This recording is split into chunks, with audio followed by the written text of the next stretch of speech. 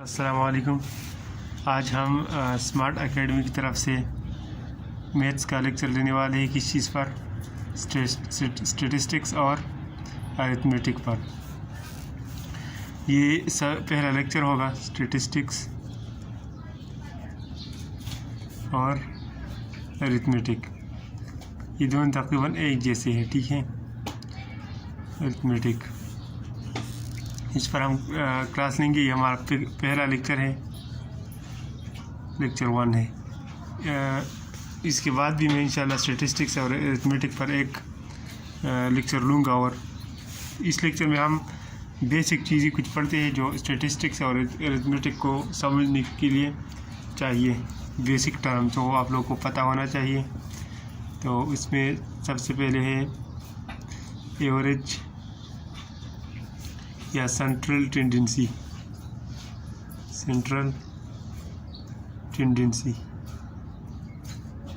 दूसरा है मीन और तीसरा है मीडियन। चौथा है मोड, फिर रेंज और वेरिएशन। ये हो गया, ठीक है। तो ये एवरेज और सेंट्रल टेंडेंसी और मीन। एवरेज हो गया, सेंट्रल टेंडेंसी,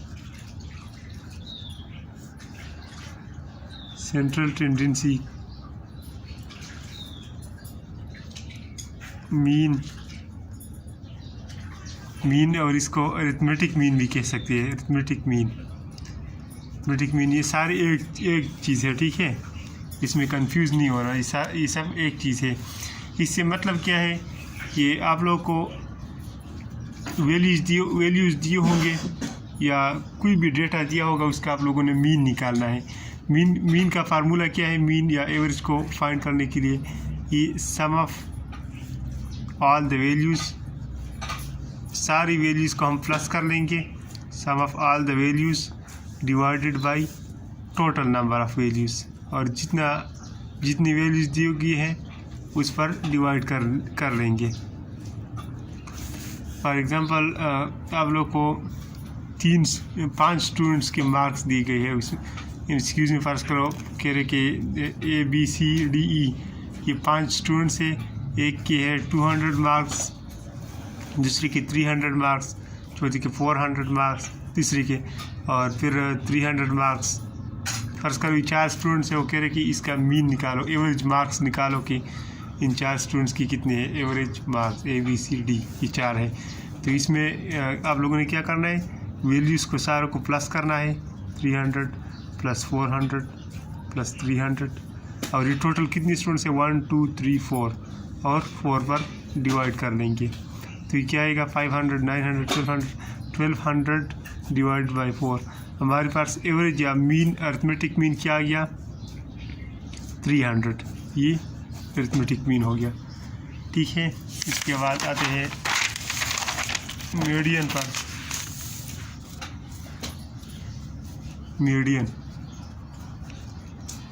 मीडियन क्या?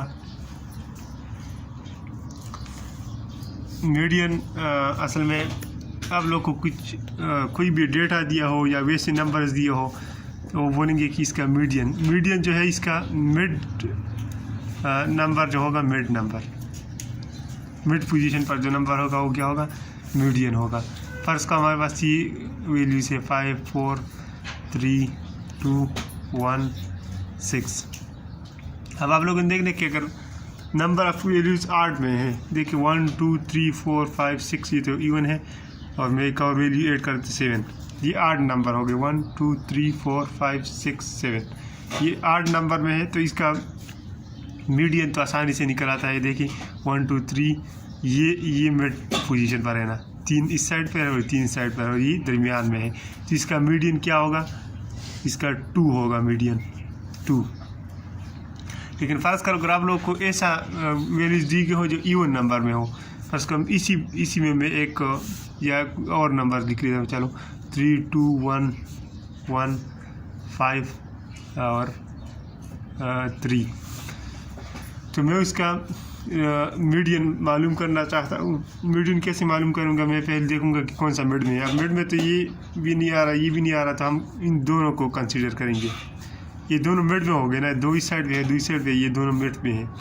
अब इस तरह हम नहीं बोलेंगे कि ये जो 1 है ये मीडियन हो गया। इसका हम मीन एवरेज निकालेंगे, मतलब एरिथमेटिक मीन निकालेंगे। एरिथमेटिक मीन कैसे निकालेंगे? 1 + 1 और टोटल वैल्यूज कितनी है? 2। तो ये 2 / 2 = 1। ज़रूरी नहीं है कि इसी वही वैल्यू आएगी जो दरमियान में जो 2 है वही आएंगी। अगर ये डिफरेंट होता, फर्ज करिए 3 होता किसकी जगह 1 की जगह, तो फिर हम करते 1 + 3 / 2, ये 4 / 2, तो इसका 2 मीडियन होता। ठीक हो गया। आप लोगों ने इसका ख्याल रखना है। उसके बाद आता है मोड। मोड क्या चीज़ है?